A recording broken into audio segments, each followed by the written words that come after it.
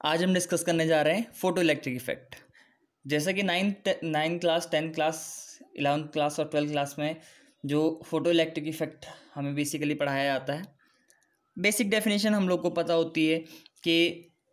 जब भी किसी मेटल की सरफेस पे किसी सुटेबल वेवलेंथ की रेडिएशन या फिर लाइट को इंसिडेंट हम करते हैं तो जो मेटल सरफेस है वो अपने इलेक्ट्रॉन्स को एमिट कर देती है। तो इस फिनोमेना को हम फोटो इलेक्ट्रिक इफेक्ट कहते हैं। लेकिन आज हम थोड़ा उससे आगे बात करेंगे, डिस्कस करेंगे कि कैसे हमें पता चला फोटो इलेक्ट्रिक इफेक्ट के बारे में। देखिए, जब हम किसी इंसान को पहली बार मिल रहे होते हैं या फिर नहीं पहचानते हैं,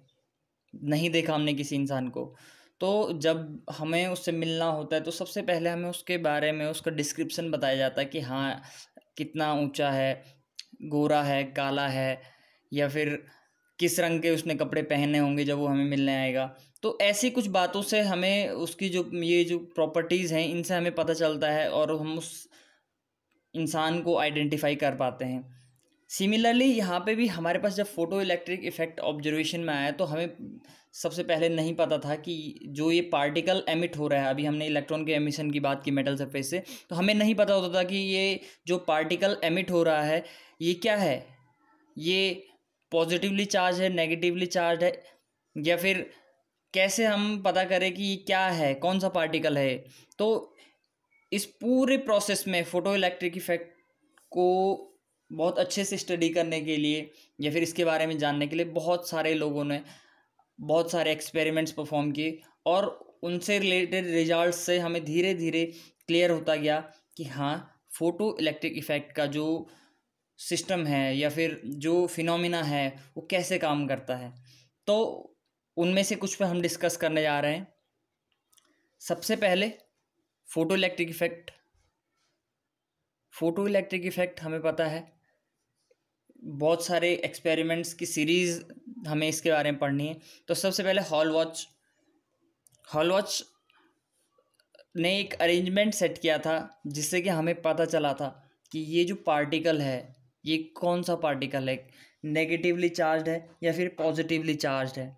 इसके बाद लेनार्ड ने जो एक्सपेरिमेंट्स किए, लेनार्ड के एक्सपेरिमेंट्स से हमें पता चला कि हाँ, ये एग्जैक्टली इलेक्ट्रॉन ही है, क्योंकि लेनार्ड का जो एक्सपेरिमेंट था उसने हमें हेल्प किया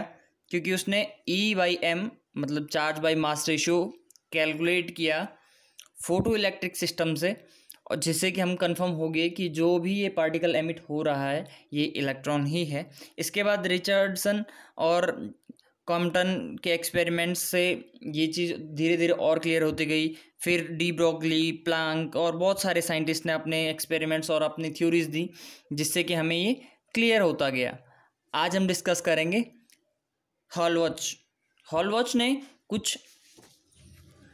इस टाइप का अरेंजमेंट सेट किया था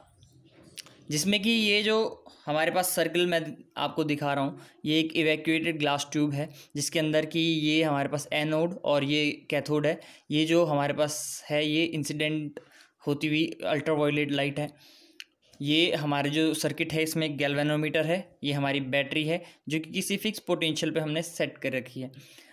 इसके बाद जब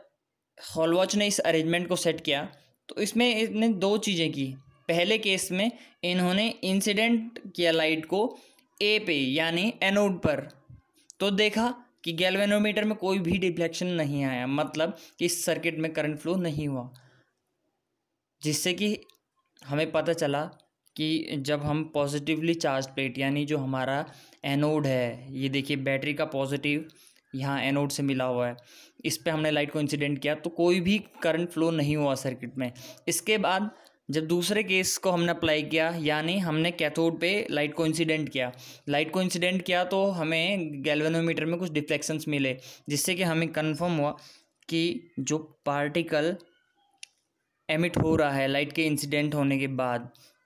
वो नेगेटिवली चार्ज्ड है।